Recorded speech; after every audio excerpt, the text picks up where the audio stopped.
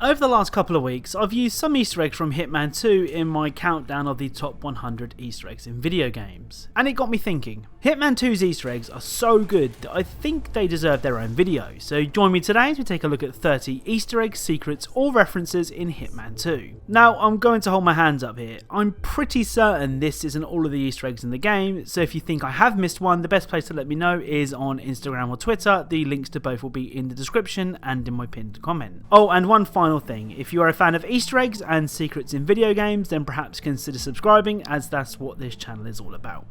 Anyway, without further delay, let's get started. So first is probably one of the creepiest Easter eggs I've found over the last couple of years. On the Miami map, if you bring a sniper with you, you can spot a robot in a window. When looking through the sniper scope, the writing on the wall says live exorcism. Stay zoomed in on the robot and this will happen.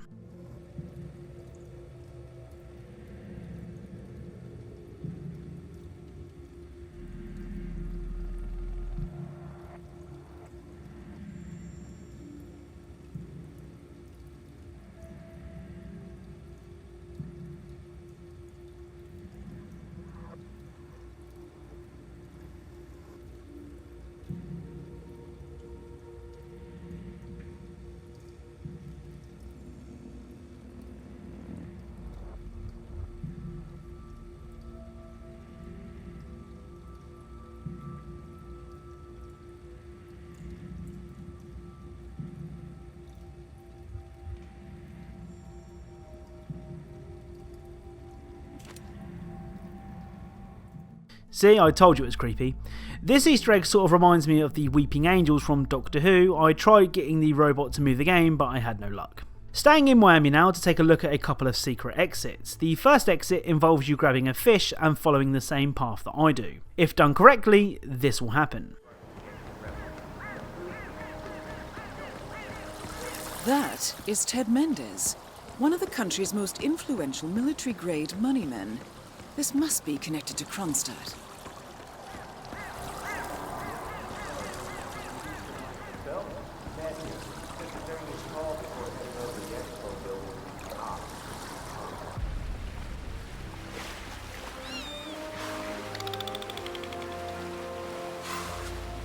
That's not the only animal-related getaway found on the map either, as if you assassinate both of your targets while dressed as a flamingo, the helicopter pad will now be a bird's nest leading to this exit.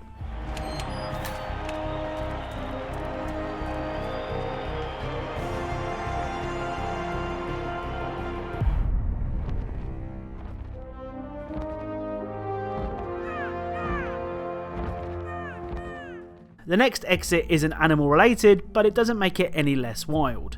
Bad pun, sorry. If you take out both of your targets while dressed in the Pale Rider outfit, Diana will say this. Some say he does a perfect shave and has an insatiable fondness for hiding in cupboards.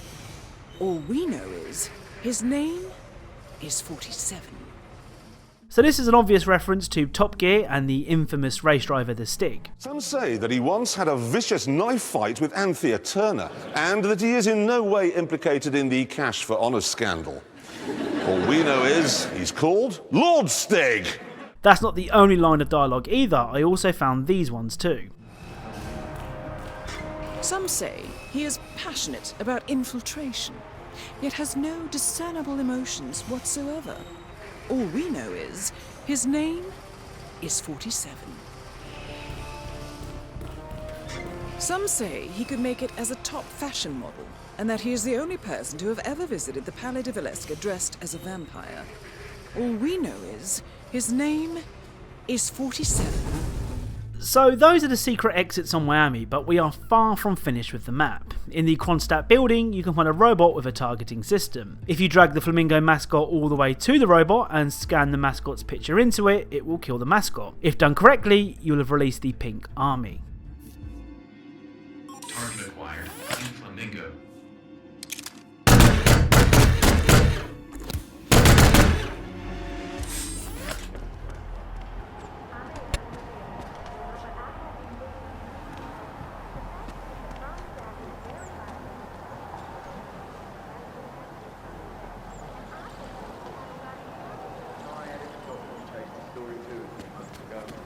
up their PR department and talk to some guy called... We're still in Miami now as we take a look at some of these smaller Easter eggs found in the map. The first is this collection of post-it notes.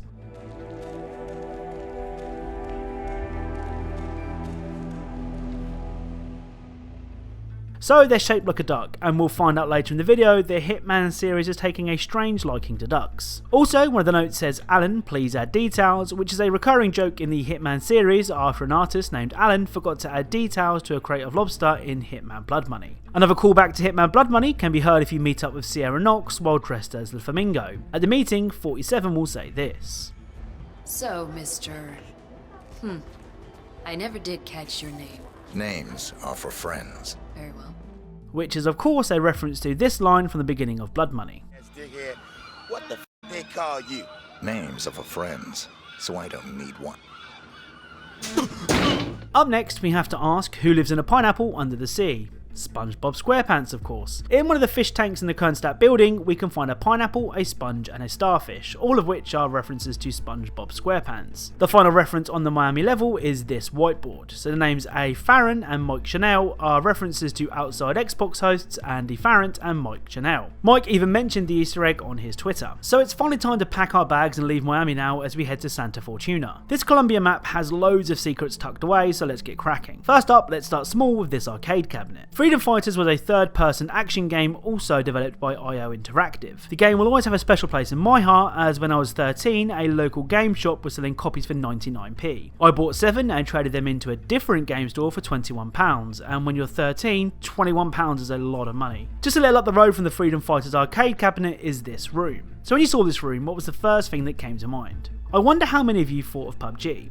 That's what this room is a reference to apparently. I wouldn't know, I don't really play PUBG. It was actually a follower on Twitter who mentioned the room to me when I said I was making a Hitman 2 video, but I'm not entirely convinced it's a reference. Let me know what you think. This next Easter egg is one of my favourites in the entire game, just due to how complicated it is. First of all, you'll need to gain access to a shop with the shop key. Picking the lock to gain access to the shop won't work, you have to have the key. If we just pick the lock, then this idol wouldn't be here. Next, we need to grab the Shaman disguise, which is pretty simple as he is usually found in a pretty quiet area of the map. After you have the costume, head to the other end of the map and shoot this log free, allowing you to cross the river. Once you're across the river, head into the caves and place the idol where I do to open a secret door. You now have to follow a very specific path when crossing these tiles. Don't worry, I'll leave a link to a full guide in the description if you want to try it for yourself. Once you've crossed the tiles, pick up the sacrificial knife and enjoy the celebrations.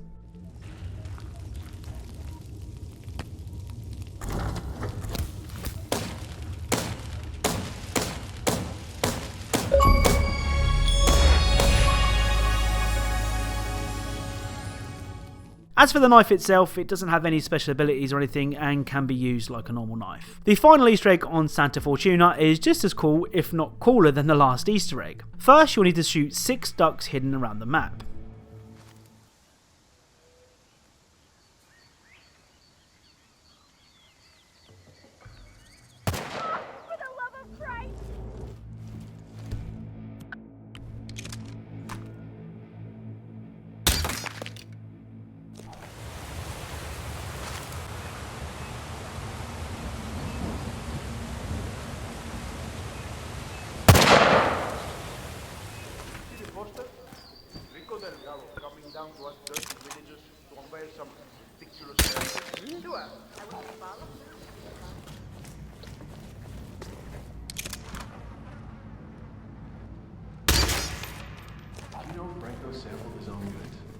After shooting the 6th and final duck, this will happen.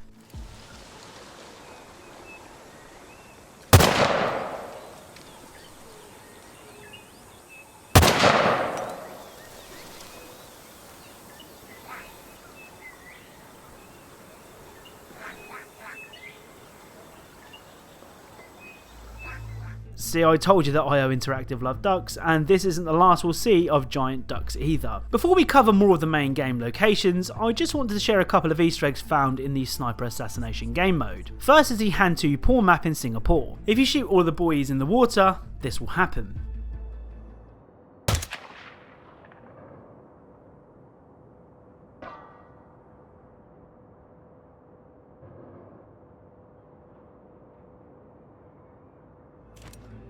You can also find a Kraken in Hitman 2016 on the Sapienza map. This next Easter egg is one for fans of the Hitman games, dating all the way back to the very first entry in the series. If you shoot the crate that I do, this will happen.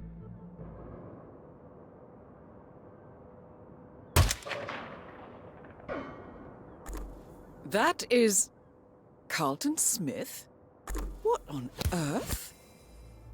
I was just as surprised as Diana when I realised it was Carlton Smith. Smith is a reoccurring character throughout the Hitman series, missing just the one game I think, that being Absolution, but don't quote me on that. He's often portrayed as a bit of an idiot who 47 needs to rescue, but it's always nice to see a familiar face. The next sniper assassin map we're going to check out is in Austria. If you shoot the hidden gnomes that I do, a man laying on an inflatable crocodile will appear.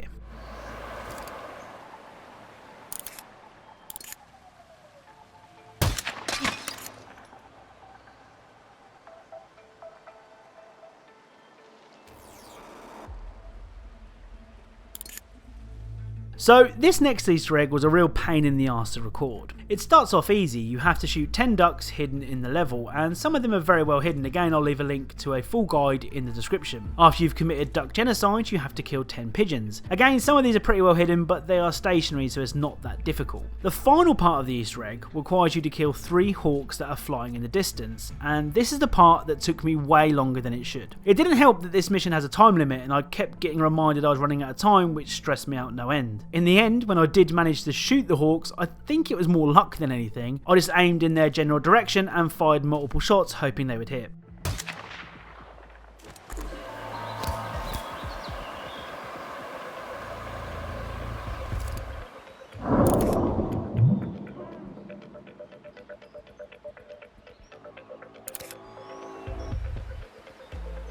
We're halfway through the final minute. Get ready for extraction, 47. As I said, luckily for me they did, and we get to see our third duck of the video. That's it for the sniper assassination maps, but before we take a look at dancing skeletons and creepy eyes, I wanted to share something that is really strange on the Hawke's Bay map. If you kill almost everybody on the map so that your target is left alone, she will run towards the sea and do this. Whoa!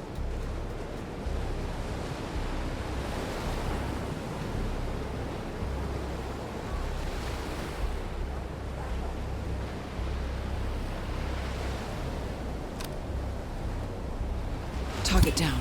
Well done, 47. Now get off the property.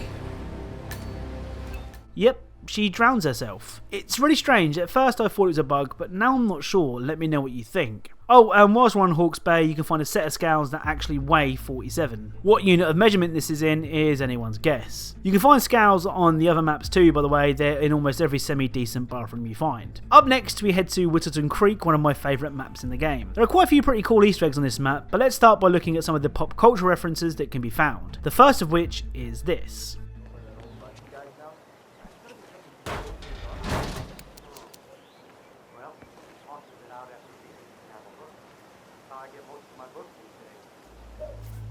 So this pizza is an obvious reference to the Teenage Mutant Ninja Turtles who love pizza and live in the sewers. The next pizza related pop culture reference can be found here.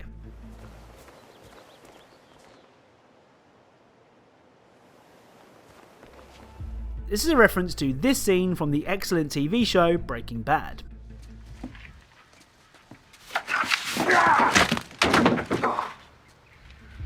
So this next Easter egg is creepy but funny at the same time. If you kill Janus and head to the basement, the painting on the wall will react when you aim your gun at it.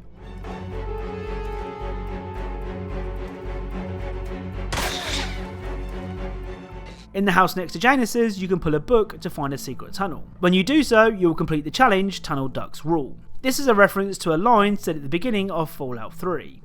Whatever you say, Butch. You're the boss. Tunnel snakes rule. In the house with the secret tunnel, you can find a practice area for a band. If you switch the music on and let it play until the end without any interruptions, this will happen.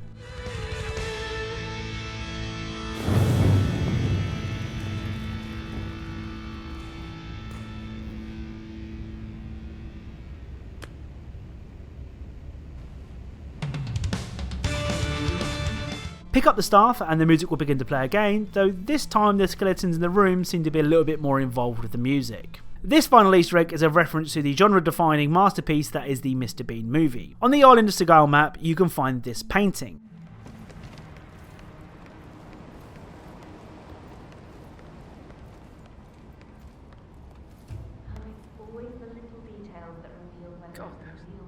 So this painting, along with the teddy bear nearby, are a reference to the scene in the movie where Mr. Bean sneezes on a painting of Whistler's mother and ends up making a mess of it.